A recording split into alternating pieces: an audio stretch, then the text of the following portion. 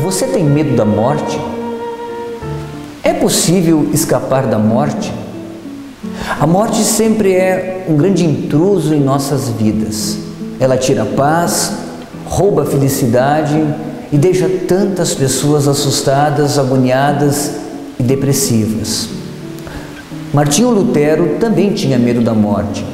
E no seu tempo, há 500 anos atrás, o grande pavor era como se apresentar diante de Deus, apesar dos nossos pecados.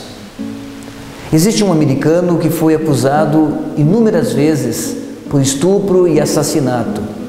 E ele foi condenado à morte 18 vezes. E ele escapou das 18 vezes das doses letais e não morreu.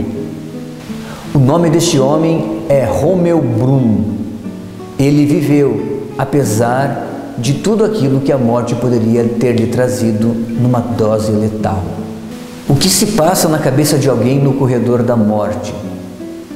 Como se escapar desta situação que causa tanto medo e pavor? Martinho Lutero encontrou as palavras certas num Deus amoroso, que deu a vida por ele. E sim, ele pôde então se sentir preparado pela fé em Jesus por causa da graça de Deus. Mas quantas pessoas ficam no corredor da morte? Quantas pessoas nos hospitais pensando o tempo que não passa sobre a morte?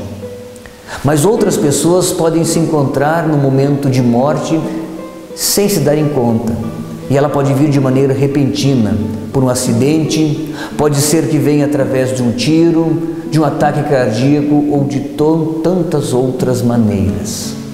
Por isso, a missão da igreja é preparar as pessoas para a morte. É para que, diante da morte, elas possam ter apenas uma condição: de morrer com Cristo. Porque, afinal de contas, existem apenas duas maneiras de morrer: com Cristo e sem Cristo. E a igreja anuncia Cristo não só para os momentos difíceis. A palavra de Deus, em 1 Coríntios capítulo 15, versículo 19, diz assim: se a nossa esperança em Cristo só vale para esta vida, nós somos as pessoas mais infelizes deste mundo. Por isso, há sim uma maneira milagrosa de se escapar da morte. E aí Jesus diz: eu sou a ressurreição e a vida. Quem crê em mim, ainda que morra, viverá. E quem vive e crê em mim, nunca morrerá.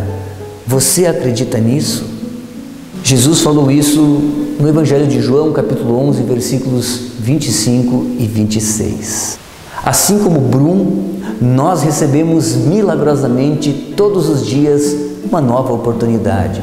É o tempo que nós chamamos o tempo da graça, o tempo de nos prepararmos e estarmos juntos com Cristo, preparados para todos os momentos da vida. Olha o que Deus diz através do apóstolo Paulo: quando chegou o tempo de eu mostrar a minha bondade, eu o socorri e atendi o seu pedido quando chegou o dia da salvação. Escutem, hoje é o dia de ser salvo. Isso está registrado na carta de 2 Coríntios, capítulo 6, versículo 2. Como é confortador saber que mesmo diante da morte nós temos uma grande esperança.